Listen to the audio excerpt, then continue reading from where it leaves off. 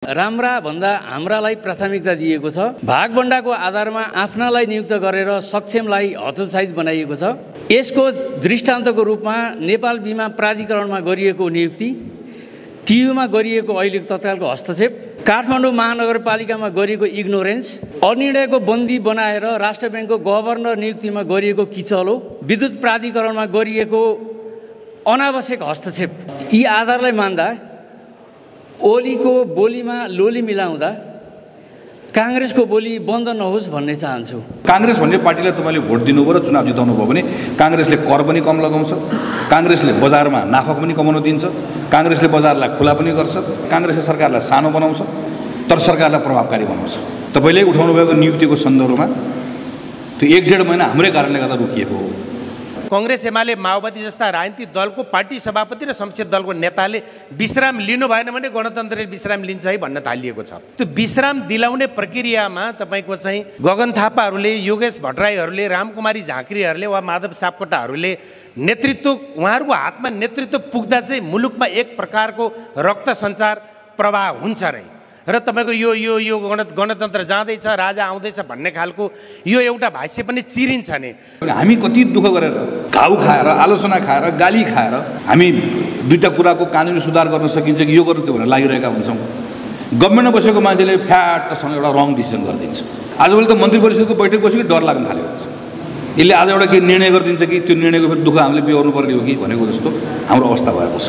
गगन थापा भनेको यस्ता मान्छे हुन्, यो बुझेका छन्, यो गरेका छन्, सबै कुरा गर्नुहुन्छ भनेर हामीले भन्यौँ। हामीले गरेका विगतका यो कामहरू गलत भए होइन, अब उपरान्त हामीले यो कामहरू गरेका, यो सुविधा दिने, यो कामहरू गर्ने, हाम्रो आफन्त मान्छेहरूलाई चाहिँ माथिल्लो पदमा ल्याउने विविध कुराहरू छ नि, नकारात्मक कुराहरू, यी चिजहरू पनि अब उपरान्त हामी गर्दैनौँ। नेपाली कांग्रेस पार्टी भनेको चाहिँ आइडियाको सेन्टर हुनुपर्छ। त्यसले खालि गनगन गर्ने मात्र होइन, सोल्युसन खोज्नुपर्छ। अहिले हामी पार्टीभित्र नियमित रूपमा एउटा छलफल गरिरहेका छौँ। केही समयपछि हामी टुङ्गोमा पुग्छौँ कि त्यसको हामीले उठाएको प्रश्न केमा छ भने किन हाम्रो पूर्वाधार समयमा बन्दैन। पूर्वाधार समयमा बनेन भनेर हामी सबैले बोल्यौँ, तर हामी आफै लामो समयदेखि सरकारमा छौँ त। सरकार हामी यति छिटो सरकारहरू बदलिएको छ कि एउटै पूर्वाधार बन्नको लागि 5 वर्ष, 7 वर्ष, 8 वर्ष लाग्दै गर्दा त्यो पूर्वाधारको बन्ने बेलाको सत्ता पक्ष, अलि पछि नबन्दै गर्दाको प्रतिपक्ष, फेरि सत्ता पक्ष हामी सबै भइसक्यौँ। तर किन बन्दैन त हाम्रो पूर्वाधार समयमा? महामन्त्रीज्यूले भने जस्तै हामी फोहोर सफा गर्नलाई फोहोरमा डुबेका हौँ, हामी फोहोर होइनौँ, हामी अलग्गै हुन्छौँ भन्ने कुरालाई मैले के सोध्न चाहेँ भने कुलमान घिसिङलाई निकाल्दै गर्दाखेरि आम पब्लिकको सेन्टिमेन्ट चाहिँ हामीप्रति पनि नेगेटिभ हो कि भन्ने मलाई लाग्छ। मैले त पार्लियामेन्टमै उभिएर बोलेको हुँ, संयन्त्रमै उभिएर पार्लियामेन्ट उभिएर बोलेको के हो भने तपाईँ केही समयपछि तपाईँहरू गभर्नरको नियुक्ति गर्दै हुनुहुन्छ, तपाईँहरूको बीमा प्राधिकरणले गरेको नियुक्तिहरू, तपाईँहरूले सेवनमा गरेको नियुक्ति हामीले हेऱ्यौँ, तपाईँहरूले प्रहरीको प्रमुख नियुक्ति गर्नुहुन्छ। यति सानो समाज छ, सबैले सबैलाई चिनेको छ, कसको नाइटो कोसँग जोडिएको छ सबलाई थाहा छ। त्यस कारणले गर्दा तपाईँहरूले जति बाहिर प्रधानमन्त्रीले अथवा कसैले पनि बाहिर आएर मैले ठिक गरेँ भन्नै पर्दैन, तपाईँले गरेका निर्णयहरूले ठिक गरे भन्ने कुरा नागरिकले भनिदिइहाल्छ, हामी भन्छौँ नि। कन्स्टिट्युन्सी नम्बर 4 लाई गगनजीले छोड्दै हुनुहुन्छ भन्ने चर्चा जताततै चल्छ। अब यसमा के छ? म अझै मेरा जति पनि निर्वाचनहरू लड्न सक्ने मेरो अवस्था रहन्छ, जुन बेलासम्म क्रियाशील राजनीतिमा रहन्छु त्यो बेलासम्म मैले यो निर्वाचन क्षेत्रको विकल्प सोच्ने, विकल्प खोज्ने, त्यो कुराको बारेमा मैले त्यो मेरो कल्पना भन्दा पनि बाहिरको विषय रहन्छ। अब योभन्दा ठुलो जिम्मेवारी लिन्छु भनेर आँट गरिरहेको बेलामा अनि गाह्रो बेला परेको बेलामा चाहिँ यो निर्वाचन क्षेत्र, अनि योभन्दा ठुलो जिम्मेवारी लिन्छु भनेको बेलामा चाहिँ अर्को ठाउँ सोचेर जाने भन्ने कुरा, त्यो भनेको चाहिँ त्योभन्दा गैर जिम्मेवारीपूर्ण कुरा केही पनि हुँदैन। आम जनताहरू नै 84 सम्म पर्खिन सक्ने अवस्थामा छैनन्। महामन्त्रीहरू कतै एकदमै कमजोर भएको हो कि दयनीय भएको हो कि गर्न कामै नसकेको हो कि। अब हाम्रो पनि दुःख के छ, त्यो भित्र बोल्दा लड्दा निर्णय गर्न नसक्ने कुरा छ। तपाईँले गर्नु भन्नु भने बाहिर हाम्रो मान्छेहरू छन्, उनका बिचमा गएर भन्छौँ भनेर बाहिर आएर भन्ने हो। बाहिर हाम्रो मान्छे छन् भनेर भनेको मान्छेले ए भित्र बसेर तिमीहरू गर्दैछन्, बाहिर आएर बोल्ने भनेर बाहिरले भन्ने भयो। हाम्रो दुःखहरू नि फेरि भनिदिइहाल्छ, हामी भन्छौँ नि। नेपाली कांग्रेसले र महामन्त्रीज्यूले विधिको शासन, दोस्रो प्रविधिको प्रशासन, तेस्रो समृद्धिको व्यवस्थापन, यो 3टा बुँदामा राखेर अभियानको रूपमा, कार्यनीतिक रूपमा, मिसनको रूपमा लिएर समग्र समस्याहरूलाई सम्बोधन गरेर जाने हो भनेदेखि एउटा नयाँ छलाङ मारेर जान सकिन्छ कि भन्ने एउटा मेरो राय सुझाव। पहिला राष्ट्र ब्याङ्कको गभर्नरको बारेमा छलफल हुँदै गर्दा गभर्नर यो बन्नुला कि त्यो बन्नुला कि, गभर्नर यसले बन्नुला कि त्यसले बन्नुला कि भन्ने कुरा हुन्थ्यो। अब अहिले बिचौलियाको क्यान्डिडेट भनेर खुल्लमखुल्ला छलफल हुने बहस हुने बन्ला कि भन्ने अवस्था आउने भनेको चाहिँ हाम्रो कहाँनिर पुग्यो त। त्यसैले यसले के गरिदियो भने यसले नेपाली कङ्ग्रेसको हामी कहाँनिर अल्मल्यो भन्ने लाग्छ भने हामी डिफेन्सिभ भयो। त्यो खास गरिकन हामी पुँजीवादी अर्थव्यवस्थामा विश्वास गर्ने राजनीतिक दल भएको हुनाले गर्दा यो क्रोनिजहरू जुन हामीहरू भन्छौँ, आसेपासेहरू जसलाई भन्छौँ, आसेपासेलाई पोस्ने व्यवस्था पुँजीवादी व्यवस्थै होइन। पुँजीवादी व्यवस्थाले त उसले त न्यायको कुरा गर्छ, स्वतन्त्रताको कुरा गर्छ, फेयर प्लेको कुरा गर्छ, सबैलाई बराबर हुने कुरा गर्छ, सबैलाई बराबर अवसर दिन्छ। म सार्वजनिक जिम्मेवारीमा बसेको छु, मैले कुनै नियम बनाएर मेरो आसेपासेलाई पोस्छु, चाहे त्यो जलविद्युतमा होस्, चाहे त्यो एजुकेसनमा होस्, चाहे हेल्थमा होस्, चाहे बिमामा होस्, चाहे जेसुकै होस्, त्यो पुँजीवादी व्यवस्थै होइन। काम मैले गलत गरेको कारणले गर्दा समस्या आएको छ, तर म गलत कामतिर प्रश्न नगरेर कतातिर गएँ भने मेरो आइडिया नै पो रङ हो कि भन्नेतिर गएँ, जसले गर्दा हामी डिफेन्सिभ भयो। त्यसैले दुईवटा कुरा गर्नुपर्छ भन्ने अहिले हाम्रो प्रयास हो। पोलिसीको हिसाबले, आइडियाको हिसाबले हामी ठिक बाटो हिँड्नुपर्छ, अझ बढी डिरेगुलेट गर्नुपर्छ, सरकारको भूमिकालाई लिमिटेड ठाउँमा मात्र राख्नुपर्छ, जहाँ सरकार हुन्छ त्यो ठाउँमा सरकारले ठिक ढङ्गले काम गर्ने, त्यसको निम्ति सरकारलाई अझै सानो बनाउने, यति सानो बनाउने कि बहुसङ्ख्यक ठाउँ।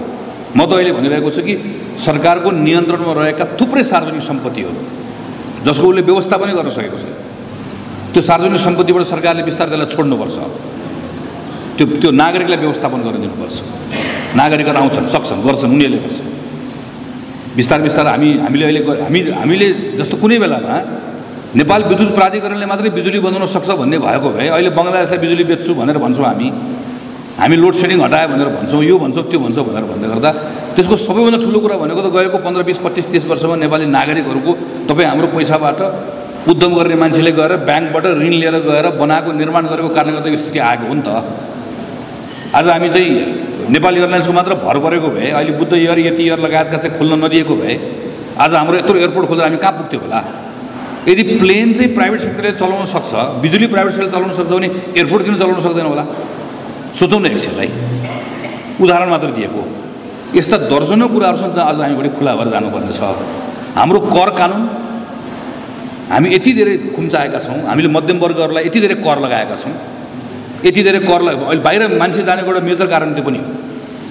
हामी यति धेरै हामीले यहाँभित्रको हाम्रो अहिले मानिसहरू चाहिँ आम्दानी गरिसके पछाडि पनि त्यसलाई सेभिङ गर्न नसक्ने अवस्थामा पुगेका छन्। यस्ता थुप्रै कुराहरूमा हामी खुला गर्दै जाने जुन कुरा अहिले हामीले यो पटकको कानुनी सुधारका सन्दर्भमा गर्ने प्रयास गरेका छौँ। तर सँगसँगै अर्कोतिर भनेको चाहिँ हामीहरूको गभर्नेन्सको कुरा चाहिँ हामीले ठिक ढङ्गले लिएर जानुपर्ने छ। मैले एउटा कुरा यहाँ राखेँ, खालि यसमा यति मात्र कुरा हो कि नेपाली कङ्ग्रेस पार्टीले आफ्नो डिस्टिङ्क्ट आइडेन्टिटी, म एमाले पनि होइन, म माओवादी पनि होइन, म फरक, म खुला बजारमा विश्वास गर्छु, म निजी क्षेत्रमा विश्वास गर्छु, म नागरिकहरूले स्वतन्त्र रूपले काम गर्न पाउने विश्वास गर्छु र मैले खुला बजार निजी क्षेत्र भन्दै गर्दा बाहिर यसको बाहिरपट्टि बसेर तरकारी ठेलामा बेच्ने पनि निजी क्षेत्र हो। उसले बिहान आएर व्यवसाय गरेर 2 पैसा कमाउँछ भने ऊ पनि प्राइभेट सेक्टर। मेरो प्राइभेट सेक्टर भनेको चाहिँ खरबपति मात्र होइन, मेरो प्राइभेट सेक्टर भनेको ऊ पनि हो। म यिनीहरूकै ताकतमा विश्वास गर्छु, क्षमता विश्वास गर्छु। काङ्ग्रेस भन्ने पार्टीलाई तपाईँले भोट दिनुभयो र चुनाव जिताउनु भयो भने काङ्ग्रेसले कर पनि कम लगाउँछ, काङ्ग्रेसले बजारमा नाफा पनि कमाउन दिन्छ, काङ्ग्रेसले बजारलाई खुला पनि गर्छ, काङ्ग्रेसले सरकारले गर्ने भन्दा धेरै काम काङ्ग्रेसले सरकारलाई सानो बनाउँछ तर सरकारलाई प्रभावकारी बनाउँछ। तिमीलाई यो आइडिया मनपर्छ भने मसँग उभियो, मन पर्दैन भने मसँग नउभियो भनेर भन्नुपर्छ। हामी बेला बेलामा एमाले जस्तो देखिन खोज्ने, बेला बेलामा माओवादी जस्तो देखिन खोज्ने, हामी यो पनि हुन खोज्ने त्यो पनि हुन खोज्ने, हामीसँग त्यो चोइस छैन, हामीले त्यो गर्नु हुँदैन भन्ने लाग्छ यहाँनिर। दोस्रो कुरा अहिले हामीले अर्को गर्न खोजेको कुरा भनेको अघि ठिक कुरा उठेको छ, सायद माताले उठाउनु भयो अन्तिममा, अरू अग्रजहरूले पनि नेपाली कङ्ग्रेस पार्टीसँग प्रब्लमको सल्युसन जस्तो हुनुपर्छ। जस्तो अहिले हामी 2-3वटा कुरा इक्जाम्पल दिएर भन्यो। जस्तो एउटा अहिले हामी पार्टीभित्र नियमित रूपमा एउटा छलफल गरिरहेका छौँ, केही समयपछि हामी टुङ्गोमा पुग्छौँ कि त्यसको हामीले उठाएको प्रश्न केमा छ भने किन हाम्रो पूर्वाधार समयमा बन्दैन। पूर्वाधार समयमा बनेन भनेर हामी सबैले बोल्यौँ, तर हामी आफै लामो समयदेखि सरकारमा छौँ त। सरकार हामी यति छिटो सरकारहरू बदलिएको छ कि एउटै पूर्वाधार बन्नको लागि 5 वर्ष 7 वर्ष 8 वर्ष लाग्दै गर्दा त्यो पूर्वाधारको बन्ने बेलाको सत्ता पक्ष अलि पछि नबन्दै गर्दाको प्रतिपक्ष फेरि सत्ता पक्ष हामी सबै भइसक्यौँ। तर किन बन्दैन त हाम्रो पूर्वाधार समयमा? हामी अहिले नेपाली कङ्ग्रेस पार्टी भनेको चाहिँ आइडियाको सेन्टर हुनुपर्छ, त्यसले खालि गनगन गर्ने मात्र होइन, सोल्युसन खोज्नुपर्छ। अहिले हाम्रो एउटा टिम हामीसँग बसेर काम गरिरहेका छौँ। अहिले म र विश्वप्रकाश शर्मा 2जना महामन्त्रीले लिड गरेर हाम्रो एउटा टिम अहिले प्यारलली हामी काम गरिरहेका छौँ कि नेपालमा इम्प्लोयमेन्टको खास गरिकन सृजना गर्न सकिने ठाउँहरू के हुन्। हाम्रा यति धेरै मानिसहरू वैदेशिक रोजगारीमा गइरहेका छन्, यो जानै पर्ने अवस्था हो। कति बेला रोक्न सकिन्छ वा यसको चक्र कसरी गएर बनेको छ, यसको हामीले उपाय खोज्नुपर्छ। यसो भनेको हामी पार्टीभित्र अहिले यस्ता दर्जनौँ विषयहरूभित्र फरक फरक टिम बनाएर यसमा अध्ययन गरिरहेका छौँ, काम गरिरहेका छौँ। किनकि हामी निर्णय गर्ने ठाउँ भएकोले गर्दा हाम्रा निर्णयहरू चाहिँ सुसूचित होस्, तथ्य र तथ्याङ्कमा आधारित होस्, लहरमा बहकावमा आएर बाहिर झ्यालबाट हेरेर बाहिर हल्ला कतातिर गइरहेको छ भन्ने आधारमा निर्णयहरू नहुनु भन्ने हाम्रो अर्को प्रयास हो। तेस्रो कुरा, यो दुईटै कुराहरू गर्नको लागि अहिले हामीले उठाइरहेको कुरा भनेको विश्वास हो। नागरिकलाई राज्यमाथिको विश्वास बढाउँदै लिएर जानुपर्ने छ। राज्य भनिसकेपछि देखिने भनेको सरकार हो, गभर्मेन्ट त्यसको एउटा मेजर कुरा हो। कोर्ट पनि हो, प्रहरी पनि हो, सेना पनि हो, तर सबैभन्दा माथि को हो? सरकार हुँदो रहेछ। सरकारको नेतृत्वले आउँदै गर्दा बोल्दै गर्दा उसले गरेका प्रयासहरूमा उसलाई भरोसा हुनुपर्छ। त्यसैले अहिले उठाइरहेको कुरा के भने हामी कति दुःख गरेर, घाउ खाएर, आलोचना खाएर, गाली खाएर हामी दुईवटा कुराको कानुनी सुधार गर्न सकिन्छ कि यो गर्नु त्यो भनेर लागिरहेका हुन्छौँ। गभर्मेन्टमा बसेको मान्छेले फ्याटसँग एउटा रङ डिसिजन गरिदिन्छ। म आफै राजनीतिक संयन्त्रमा छु, तर त्यो संयन्त्र भनेको त म सरकार त होइन नि त। सरकार क्याबिनेटको बैठक बस्छ, क्याबिनेटले निर्णय गर्छ। मैले त्यो क्याबिनेटमा गरेको निर्णय गर्ने मान्छेको कलम समाउन जान पनि सक्दिनँ, रोक्नु पनि सक्दिनँ। उसैले गर्ने जिम्मा उसैले लिनुपर्छ। फ्याट एउटा निर्णय गरिदिन्छ। आजभोलि त मन्त्री परिषदको बैठक बसेको डर लाग्न थालेको छ। यसले आज एउटा के निर्णय गरिदिन्छ कि त्यो निर्णयको फेरि दुःख हामीले बिहोर्नु पर्ने हो कि भनेको जस्तो हाम्रो अवस्था भएको छ। त्यसैले यो बेलामा सरकारमा बसेको साथीहरूलाई, प्रधानमन्त्रीलाई पनि हाम्रो साथीहरूलाई हामीले के भनेको भने ट्रस्ट अर्न गर्ने कुराको सन्दर्भमा केही कुराहरूमा हाम्रा निर्णयहरूबाट देखिनुपर्छ, एक्सनबाट देखिनुपर्छ। जस्तो अघि नै कुरा आयो खर्चको कुरा। हामी नियमित अवस्थामा छैनौँ, हामी अप्ठ्यारोमा छौँ। त्यस कारणले गर्दा हामी यस्ता खालका खर्चहरू हामी कटौती गर्छौँ। हामी यो खालको कामहरू गर्दैनौँ। हाम्रो खर्चको क्वालिटी भएन। हामी पहिला यसरी गरेका थियौँ, हामी अहिले यसरी गर्छौँ। हाम्रो स्पिड भएन। पहिला हामीले 48 घन्टामा लाग्ने काम अहिले हामी 10 घन्टामा गर्न थालेका छौँ। यसरी भन्यो भने पो नागरिकहरूलाई हुने एउटा विश्वास हुन्छ। नियुक्तिको कुराको सन्दर्भमा पनि त्यही हेर्नुहोस्। म नाम लिएर भन्दिनँ, अहिले जीवनजीले पनि राख्नुभयो। तपाईँले हाम्रो भूमिकालाई कसरी पनि हेर्नुपर्छ भन्ने कुरा हो भने हामी जहाँ छौँ त्यो भएको ठाउँमा नियमित रूपमा यो गलत, यो सही, यो गर, यो नगर, हाम्रो विवेकले देखेको कुरा, पार्टीको हितमा हुने कुरा, देशको हितमा हुने कुरा, जुन निर्णय गर्दै गर्दा पार्टीलाई दाग लाग्दैन त्यो कुरा नियमित रूपमा पार्टीको सभापतिलाई, मन्त्रीजीहरूलाई, आवश्यकता परेको ठाउँमा प्रधानमन्त्रीलाई नियमित रूपमा भनि नै रहेका छौँ। भित्र नभनेको भए बाहिर आएर भन्ने कुरै भएन। नियमित रूपमा भन्ने कुरा भनि नै रहेका छौँ। तपाईँले उठाउनु भएको नियुक्तिको सन्दर्भमा त्यो 1-1.5 महिना हाम्रै कारणले गर्दा रोकिएको हो। लगातार रूपमा ती विषयका सन्दर्भ यो कारणले गर्दा तपाईँले अहिले गर्नुहुन्न है, यो कारणले गर्दा तपाईँहरूले गर्ने कुरा उपयुक्त हुँदैन है भन्ने कुरा भन्दै नै आएको र के पनि भनेको हो भने तपाईँले यो निर्णय जबरजस्ती गर्नुभयो भने यो निर्णय हामी बोक्दैनौँ, यो निर्णयको हामी प्रतिरक्षा गर्दैनौँ। यो निर्णय गलत हो भन्ने कुरा सार्वजनिक रूपमा बोल्छौँ। त्यस कारणले गर्दा बाहिर आएर बोलेको। अब हाम्रो पनि दुःख के छ, त्यो भित्र बोल्दा लड्दा निर्णय गर्न नसक्ने कुरा छ। तपाईँले गर्नुभयो भने बाहिर हाम्रो मान्छेहरू छन्, उनका बिचमा गएर भन्छौँ भनेर बाहिर आएर भन्ने हो। बाहिर हाम्रो मान्छे छन् भनेर भनेको मान्छेले भित्र बसेर तिमीहरू गर्दैछन्, बाहिर आएर बोल्ने भनेर बाहिरले भन्ने भयो। हाम्रो दुःख हेर्नु नि फेरि। मैले त्यस कारणले गर्दा भने हामी 4मा छौँ, 4को अङ्ग होइनौँ, सफा गर्ने कोसिस गरिरहेका छौँ। तर हामीले सफा गरेर कतिपय ठाउँमा सफा भएको छैन। त्यो सफा नभएको बेलामा त तपाईँहरूलाई बाहिर आएर हामीले कोसिस गऱ्यौँ, सफा भएको छैन, थाकेका छैनौँ भनेर भन्ने नै हो नि त। अहिले गरेको कोसिस त्यही नै हो। त्यसैले यो बेलामा गभर्मेन्टका तर्फबाट गरेका कतिपय नियुक्तिहरू ठिक कुराउनु। मैले त अघि यहाँ पनि कुरा उठ्यो। मैले त पार्लियामेन्टमै उभिएर बोलेको हुँ, संयन्त्रमै भएको पार्लियामेन्ट उभिएर बोलेको के हो भने तपाईँ केही समयपछि तपाईँहरू गभर्नरको नियुक्ति गर्दै हुनुहुन्छ, तपाईँहरूको बिमा प्राधिकरणले गरेको नियुक्तिहरू, तपाईँहरूले 7मा गरेको नियुक्ति हामीले हेऱ्यौँ, तपाईँहरूले प्रहरीको प्रमुख नियुक्ति गर्नुहुन्छ। यति सानो समाज छ, सबैलाई चिनेको छ, कसको नाइटो कोसँग जोडिएको छ सबैलाई थाहा छ। त्यस कारणले गर्दा तपाईँहरूले जति बाहिर प्रधानमन्त्रीले अथवा कसैले पनि बाहिर आएर मैले ठिक गरेँ भन्नै पर्दैन। तपाईँले गरेका निर्णयहरूले ठिक गऱ्यो भन्ने कुरा नागरिकले भनिदिइहाल्छ। हामी भन्छौँ नि सरकारले निर्णय ठिक गर्नुहोस्, सरकारको मान्छेले बोल्नै पर्दैन। हामी व्याख्या गरिदिन्छौँ, हामी रक्षा गरिदिन्छौँ, हामी यो सरकारको प्रचारक, हामी गर्छौँ। तर तपाईँहरूले निर्णय नै गलत गर्नुभयो भने हामी डिफेन्ड गर्न सक्दैनौँ, हामी त्यसको भारी बोकेर हिँड्न सक्दैनौँ, हामी त्यसको प्रतिरक्षा गर्न सक्दैनौँ भन्ने हामीले अहिले बनाएको पोजिसन हो। र मेरो अन्तिम कुरा चाहिँ तपाईँले दलको बारेमा कुराहरू गर्नुभयो, म त्यसमा धेरै जान्न, खालि अहिले ओभरअल कुरा गर्न खोजेको चाहिँ निर्वाचन आयोगले निर्वाचन कानुन र राजनीतिक दल सम्बन्धी कानुनबाट नेपालको राजनीतिक दलभित्र ठुलो सुधारको कुरा गर्ने प्रयास गरेको छ। त्यसलाई हामीले साथ दिनुपर्छ। यही बेलामा पार्टीभित्रको विधान पनि अब हामीले संशोधन गर्नुपर्छ। दुईटालाई हामीले मिलाउनुपर्छ। केवल राजनीतिक दललाई चुनावी खर्चको पैसा दिएर मात्र समस्या समाधान हुँदैन। त्यो आवश्यक छ। म त लामो समयदेखि यसको एडभोकेट हो। स्टेट फन्डिङ हुनुपर्छ। तर त्यो स्टेट फन्डिङ हुनका निम्ति त्यो राजनीतिक दलले उम्मेदवार कसरी छान्छ भन्ने कुरा महत्त्वपूर्ण हो नि त। राजनीतिक दलभित्र उम्मेदवार छान्ने कुरामा चाहिँ सिन्डिकेट प्रथा छ। अनि राज्यले चाहिँ उसलाई उम्मेदवारीको लागि खर्च दिएर मात्र समस्याको समाधान हुँदैन। अहिले हामीले पार्टीभित्र नेपाली काङ्ग्रेस पार्टीभित्र दुईटा कुरा गर्न सक्यौँ भने ठुलो रिफर्म हुन्छ। एउटा नेपाली काङ्ग्रेसको पार्टीको सभापति यो विभिन्न तहमा चुनाव गरेर छानिने प्रतिनिधिले छान्ने होइन, देशभरिका सदस्यहरूको प्रत्यक्ष मतदानबाट छानिने। 12 लाख 13 लाख मान्छेले मतदान गरेर काङ्ग्रेसको सभापति छानिन्छ भने जोसुकै छानियोस् होला, त्यो छानिने मान्छेले गुट बनाउँदैन। किन जसले गुट बनायो त्यो हारिहाल्छ। त्यो छानिने मान्छे सबै जात समुदाय सबैले स्वीकार नगरेको त्यो छानिँदैन। काङ्ग्रेस सबैको पार्टी हो। सबै जाति समुदाय भाषाभाषी रिजन मधेस पहाड सबैले रुचाएको मान्छे हुनुपर्छ। छानिएको मान्छे आम रूपमा चाहिँ पिपुलको भरोसा नजितेको मान्छे छानिँदैन। एउटा यो गरौँ। अर्को उम्मेदवार छान्ने कुरा चाहिँ पार्टीको लिमिटेड मान्छेहरू बसेर कुनै पनि ठाउँको उम्मेदवार होइन, त्यही ठाउँको पार्टीको मानिसहरूले उम्मेदवार छान्न पाउने बनायो भने पार्टीमा ठुलो रिफर्म हुन्छ। त्यो रिफर्मसँग चाहिँ अहिले तपाईँले भनेको चाहिँ स्टेटले गर्ने फन्डिङ जोडिदियो भने बल्ल अनि हाम्रो राजनीतिक दलहरूभित्रको सुधार हुन्छ भन्ने म ठान्दछु। यसमा हामीले थप बसेर काम गर्ने अरू धेरै सुझावहरू छन्। खालि अन्त्यमा चाहिँ म आज जे छु नेपाली काङ्ग्रेस पार्टीभित्र मैले जे त्यहाँभित्रको जिम्मेवारी प्राप्त गरेको छु त्यसको मैले धेरै ठुलो कुराको मैले